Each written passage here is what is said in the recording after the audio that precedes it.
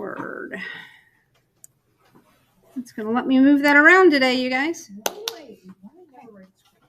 right. So before the break, we had our unit on naming and formula writing, and I primarily focused on ionic compounds.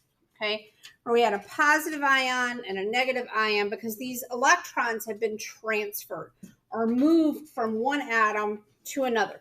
Okay, it was like Christmas. Somebody gave and somebody took. Okay, now we're going to be turning our focus onto covalent bonding.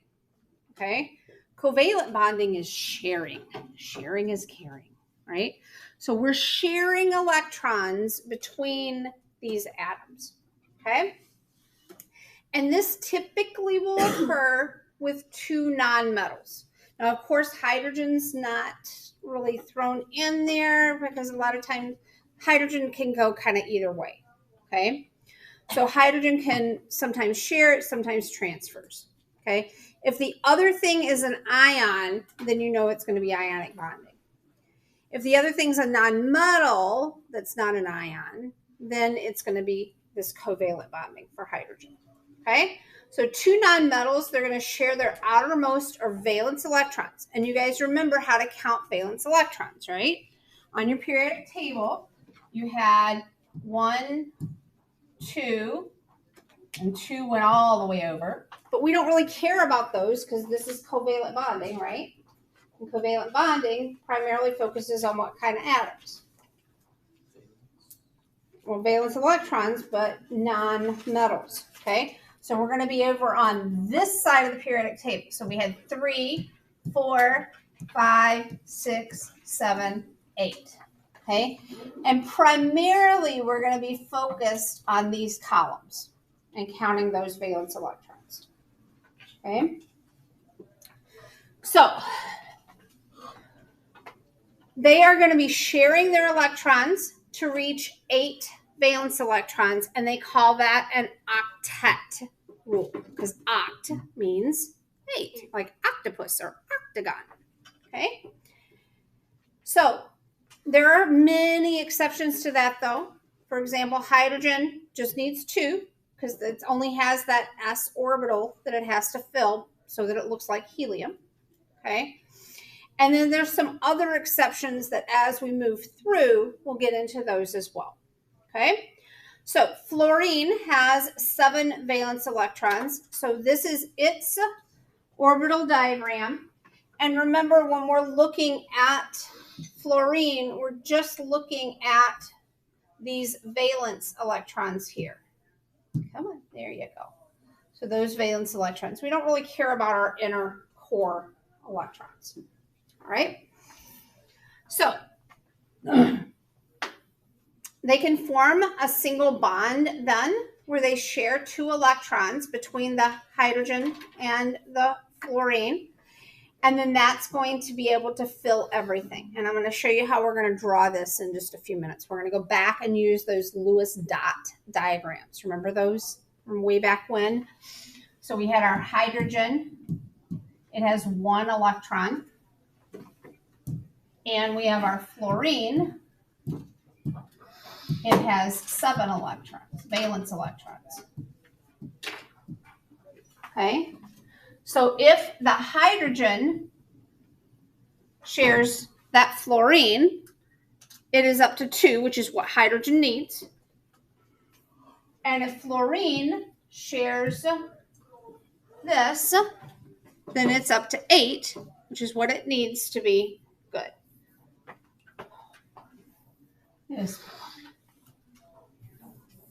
It is just a challenge every day with this board. Okay, there we go. We can also form double bonds where they share 4 electrons, or triple bonds where they actually share 6. Okay, so if you look at orbital diagram for carbon, it is going to look like this. But there is kind of a special thing that happens with carbon where we can end up taking this electron and we kind of promote it over to here. And this is called hybridization. Okay.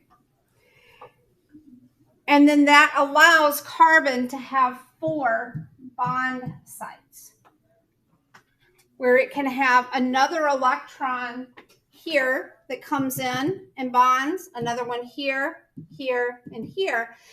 And that allows them to share electrons and get up to their final 8. Like I said, we call that hybridization. We'll get into that more. Electrons to reach 8 electron level. 8 electrons in their outer energy level. Yep. Except for hydrogen, which only needs 2.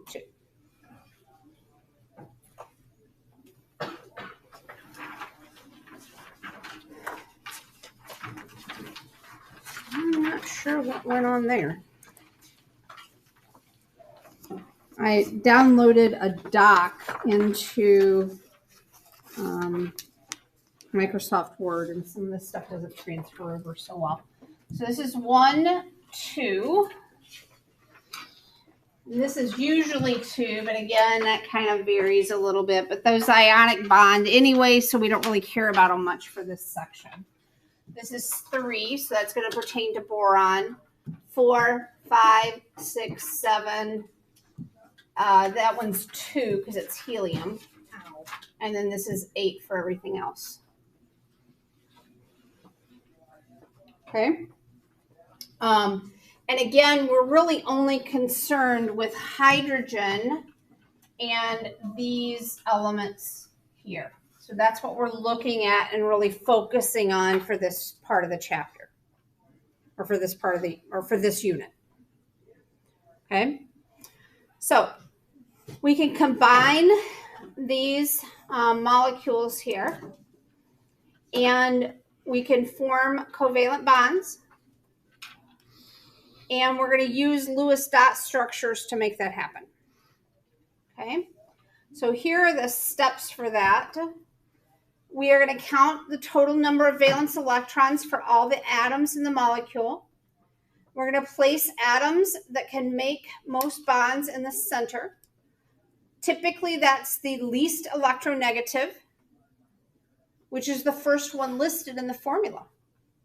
So that helps you know which one goes in the middle. The first one listed in the formula, assuming it's not hydrogen, is going to go in the middle. Hydrogen and fluorine always have to be on the ends, because they can only accept 1 extra electron, and they can't share anything on the other side because they don't have any open spots. Okay, start by putting 2 electrons between the atoms to form a single covalent bond. Remaining valence electrons are your non-bonded pair to complete the octet. Non-bonding electrons are called lone pairs. They have to be placed in pairs. And if the atoms don't have complete octets, then you're going to change the bonds to form double or triple bonds. All right. So this is why you wanted a pencil for today. Remember I said in your list of things you might need pencil? So with hydrogen and fluorine, they can only receive 1 electron. Mm-hmm.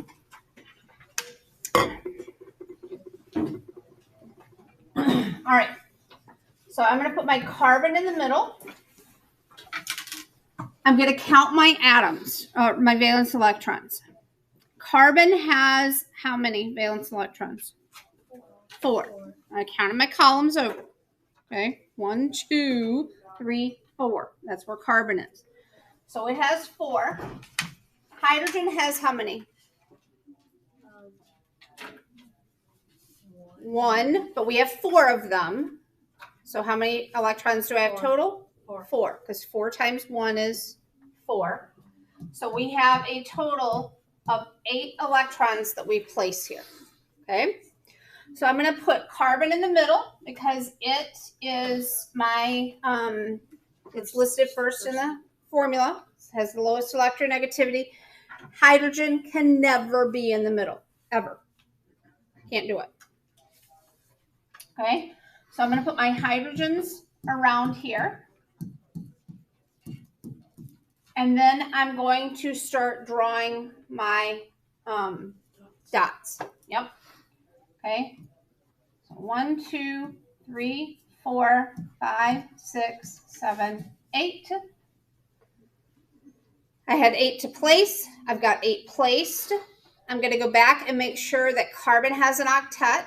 Does carbon have an octet in my drawing? Does it have 8 electrons around it? Yes. Yes. And each hydrogen has 2. So it's good. Now, another way to draw these bonding electrons is to use a line. And that goes a little bit faster, I think. And each line represents 2 electrons. And it's faster to count, too. So 2, 4, 6, 8. Done. I think it looks a little neater. You can do it this way if you want. But this is kind of the standard form that you'll see. And you've probably seen drawings done before like this, I'm guessing. Yeah? Yeah. All right. Okay, so everybody good with that guy? Making sense? All right, let's count up our electrons here. Each carbon has 4, but I've got 2 of them. So for my carbons, I have a total of 8. And my hydrogens, I have a total of 4, because 4 times 1 is 4. That gives me a total of 12 electrons. Everybody cool with my math? Everybody good with where I got all my numbers from? Yep. Okay. Each carbon has 4 valence electrons, and I've got 2 of them, so that's 8. Hydrogen has 1 valence electron times 4 gives me 4, and then I add them together to get 12. Okay?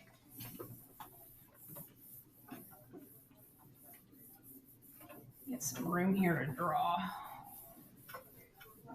Get a little big with my drawings sometimes. All right, so I'm going to have carbon in the middle. It's listed first. And I'm going to bond a carbon and a carbon together.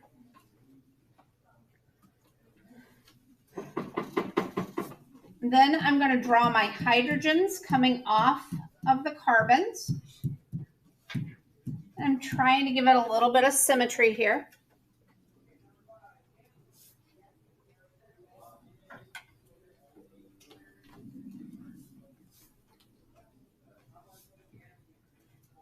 Now, how many electrons have I placed at this point?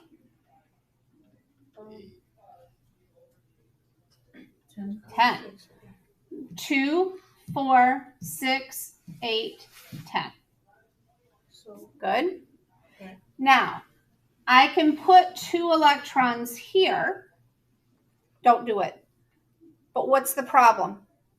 then the other carbon. Right.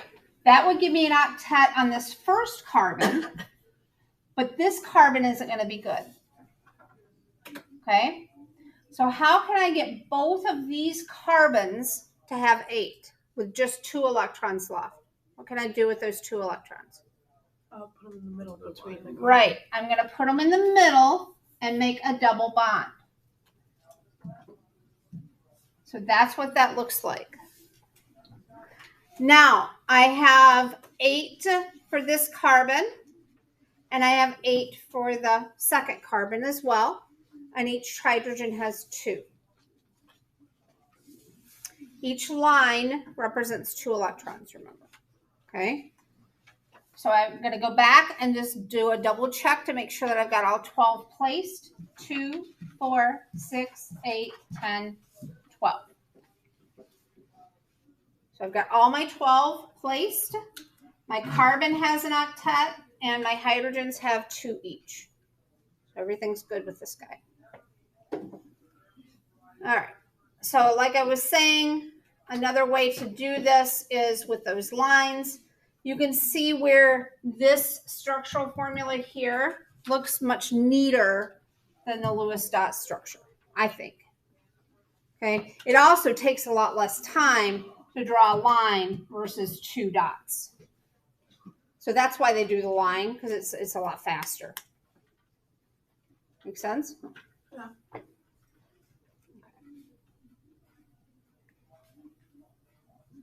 All right.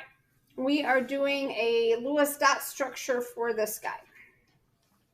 So first of all, count up how many electrons I have. This carbon, I have 4. The hydrogens, I have 4. And the oxygen, I have 6. 6. I have 1 oxygen and it has 6 total. Okay, so that gives me a total of 14 electrons to work with.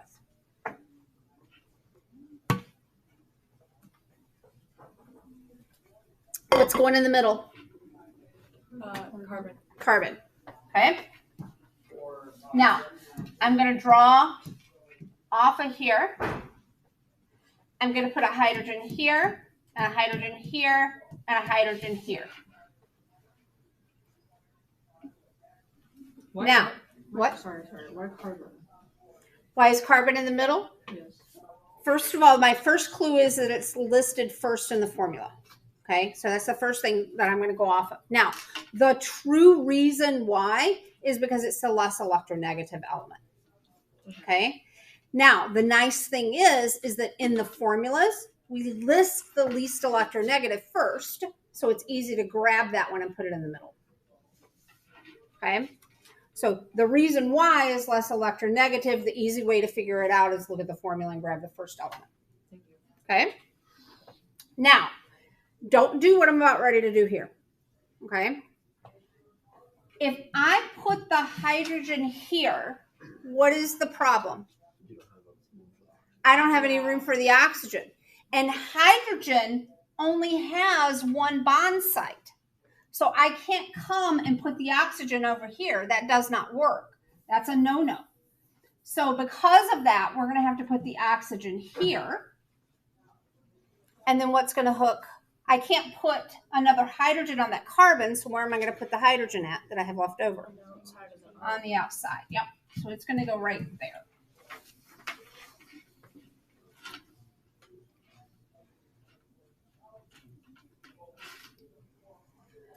All right, I had 14 electrons.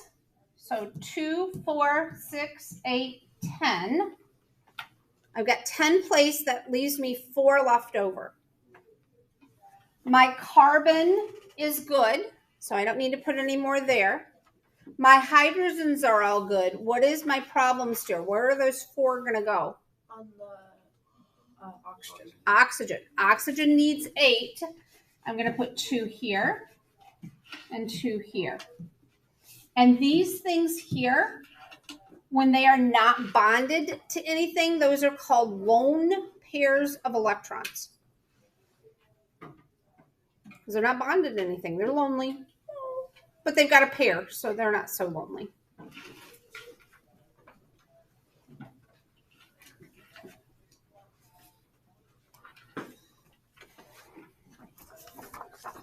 Make sure that went through right. That looks good. So we're on to, yep, that copied okay.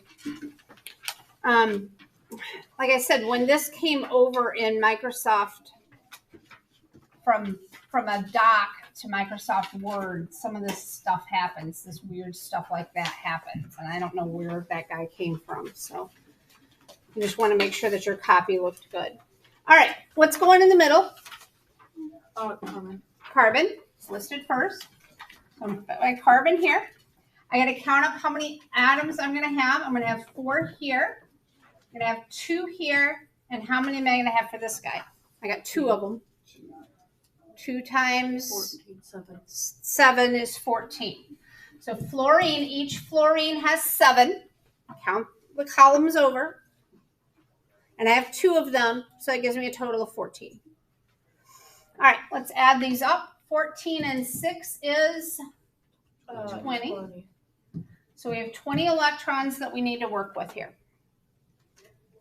I'm going to start by putting my hydrogens coming off of the carbon and my fluorines coming off of the carbon. So I have 8 of 20 taken care of at this point.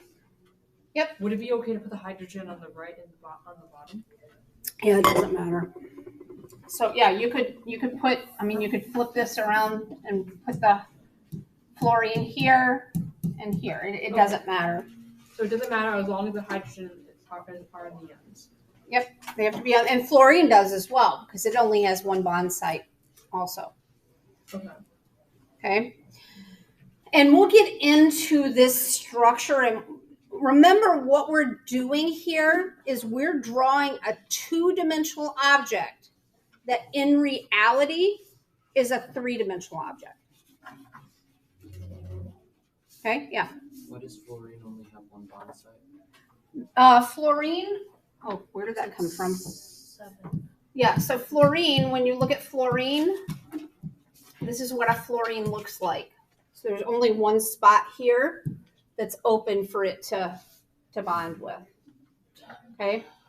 Now, the other halogens, so the other things below fluorine, chlorine, and all that, bromine, iodine, those guys are pretty much the same way, but they have a little bit of a special thing that we're going to get into. Yeah. But aren't you using those electrons in like other bonds? We don't have like 20 electrons. Are we just like accounting for the fact that fluorine has the rest of them around them? Yep. I'm getting ready to put them on here. I just haven't gotten that far yet. Okay. So yeah, fluorine only has one spot and hydrogen only has one spot. Chlorine, iodine, bromine, astatine, all of those other halogens, they have a special kind of thing that we're going to get into in the next couple of days called an expanded octet, but I don't want to get you there yet. You're not ready for that. Okay. So, but that's why I'm just saying fluorine and hydrogen right now. Okay. All right. So right now I have 8 on here. I'm going to go and try to fill the octets with fluorine. So I'm going to fill this guy up. So I was at 8, 10, 12, 14, 16, 18, 20. So now my fluorines have 8 each. My carbons have 8 each. And my hydrogens have 2 each. So we've used up all 20 electrons.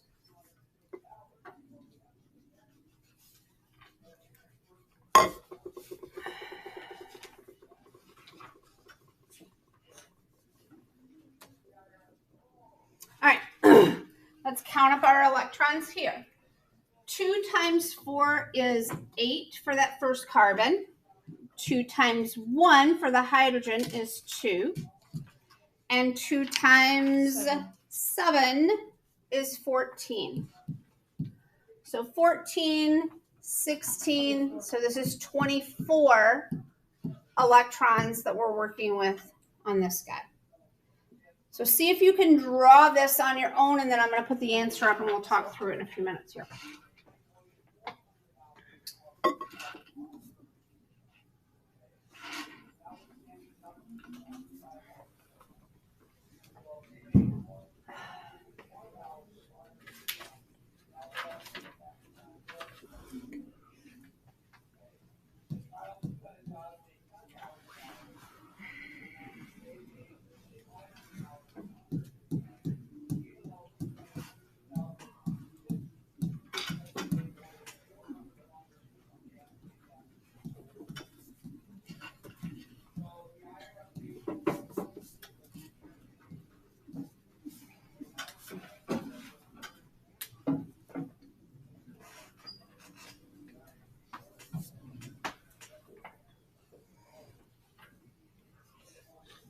At this point, I have 22 electrons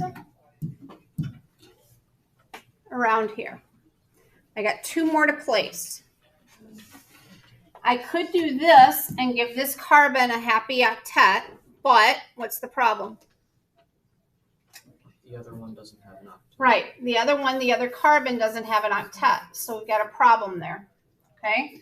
So with that being said, if we pull those 2 electrons into the center here, now I'm up to 24 electrons. Everything has an octet. Everything's good.